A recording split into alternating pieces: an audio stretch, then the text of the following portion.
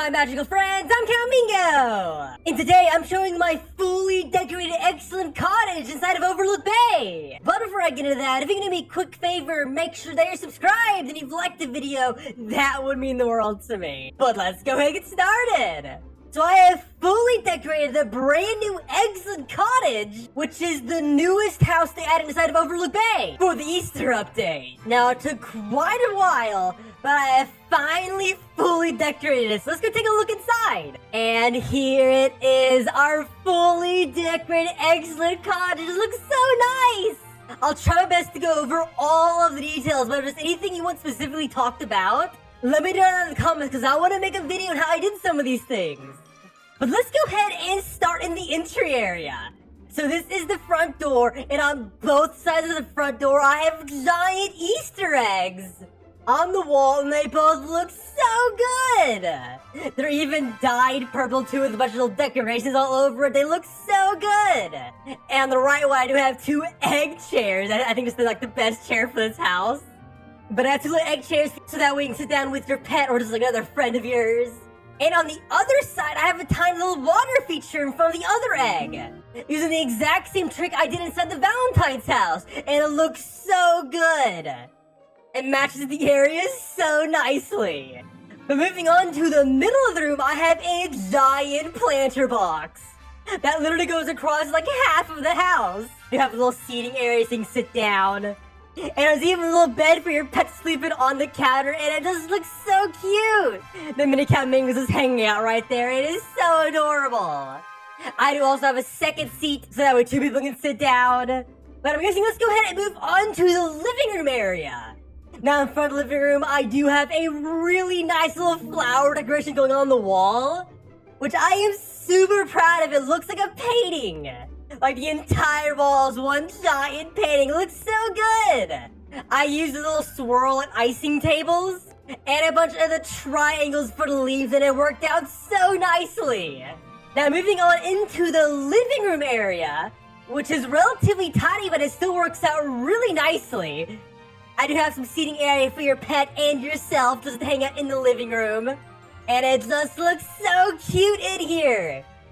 The atmosphere is so nice. But against the first wall, I do have a giant jukebox listening to some music, surrounded by a bunch of pictures of me with my pets. We have me with a rainbow shiny sorcerer's egg. We have the rainbow shiny mini Cowmingo out in front of this exact house. Over here, I have the original rabbit pet, also has a rainbow shiny. And for the fourth photo, I have the giant Easter bunny right next to my Easter bunny rainbow shiny. There's literally two Easter bunnies in one photo. That is hilarious. Now moving on to the middle of the room, I do have a tiny little pet bed for the mini Cowmingo to sleep in. On the table, there is a little bit of a snack with a bunch of fruit. And the fireplace, I did the exact same thing I did inside of the Valentine's house, where you can sit down in front of the fireplace and it looks so good. I mean, just look at that. It matches it so nicely. Even the mini Cowmingo is super happy too. But over in the far side of the living room, I do have a giant cabinet, a little chair that you can sit in, and a bunch of flowers on the wall. And if you're wondering how I got these flowers into the wall, I did glitch out of the house and place them on an external wall in order to make them closer to the actual wall. So if I teleport across, you can see that there is a little wall on the other side with all the flowers back here. So that is a really cool trick if you want to get those flowers closer to the walls, because they stick out really far. But moving on to the main area of the house, let's go ahead and go upstairs real fast, where I've made the original balcony into a giant kitchen, and it just looks so cozy. Now starting off in the entry, I do have a little photo frame of me with the fungi wormy pet. That video was so much fun. But I have a little picture of the fungi wormy with a little lamp. And next to that, I use these little round little coffee tables as shelving units for the counters. So I have a bunch of drinks and little desserts out. And it turned out so nice. Literally one of my favorite rooms in the entire house. There is one room I like more though, that I will show in a little bit. Next to that, I do have the little stove with little clocks, that way you can keep track of how long the food's in. We do have a sink with a towel to dry your hands with.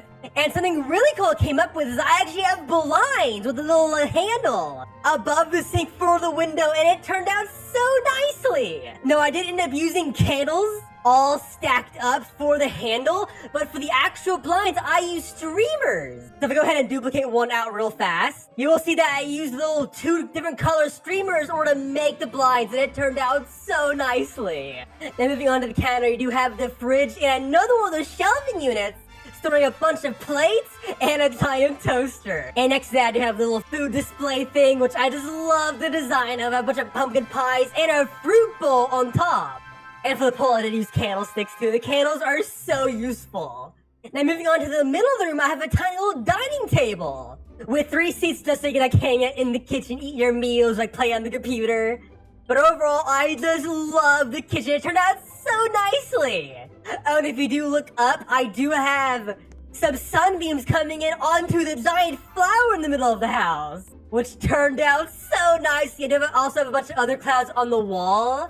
Literally everything in this house turned out so good. Then moving on over here, I actually built my own little custom area for the second story that has a little tiny seating area for you and a little mini Cowmingo to read some books. And have a giant library area using these little external shelves instead of like normal bookcases. And it turned out really nicely too. I never really get to use these, and I'm really glad of how these turned out. You're also right underneath the giant flower, which just really brings the room together. Now, because I have a feeling people are gonna ask about this, the little bit of railing right here is actually using the Christmas candle stand. Recolored to look like the railings over here too, so both areas match really nicely. If you haven't noticed yet, every single floor has different color walls, despite the entire area getting one color. Basically what I did is all over the place, I have bricks for the walls in order to change the colors. The only area that doesn't have that is the roof, is the actual wall color. And also the downstairs, I used rugs for all the walls too. So I had like the striped rugs for the living room and a bunch of the flat rugs for the walls, which turned out so good. Now moving on to the very last room in the house. And before we walk in there, I just want to show this off. Snowballs are excellent for making words. I managed to make a giant pet word above the room, which is a giant pet room, which I am super proud of. It looks so cozy in here. Now, this first thing I want to point out is I have giant pet pods on the wall. And this is actually a remake of a design a lot of people use, which is just 2 half rugs. And by the way, they are designed after the Easter pet pod, and they just match it so nicely. I made these, it's just 2 half rugs with some candle holders in the middle. Yeah, I used a lot of candle holders in this build because they're so handy. And for the middle, because I didn't add anything egg related for this event, I ended up just using a normal circle build piece. But it still turned out so nicely. It matches the Easter pet pod so well. And I do have 3 of them in the room. But moving on to the next detail is all of the clouds in the room.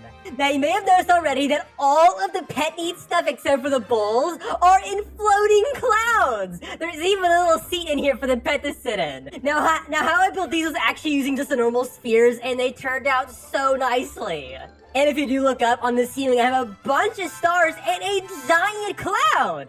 Now, if I go ahead and turn on furniture interactions, you can actually sleep in the cloud on a bed. And also, your pet can sleep by your feet. And just look at that, it's so adorable. This is literally the cutest thing ever. We're literally sleeping inside of a cloud. Now, around the cloud, I do have giant hanging stars and a bunch of stars on the ceiling. And it just looks so magical in here. I love how this room turned out. Now, I did also use this trick of having the pet bed inside of a normal bed in my Halloween house too, and I'm so glad to be able to get to reuse it, because it's such a cool trick. It looks so nice. Overall, I am just super proud of how this house turned out. Probably my favorite detail is how the wall is cracked below the flower. Obviously, growing from outside the house looks so good. It even matches super nice because if you go outside the house, there's actually a flower planter box next to the window. And if you notice on the inside, it's right below the window. It just looks so good. There's consistency going on inside my house now. It's probably one of my favorite builds so far. There are so many cool building tricks I learned in here. Like the curtains are just so good, and the candle holders being so useful too. There are so many uses for those candle holders now. But let me know in the comments, what is your favorite part about the entire house? This one took so long to do, which is so funny because it's literally the tiniest house I've decorated so far. But I am super proud of how it turned out. But thanks for being here, and thank you so much for 4,000 magical friends. You guys are the best. But I'll see y'all next time. Goodbye!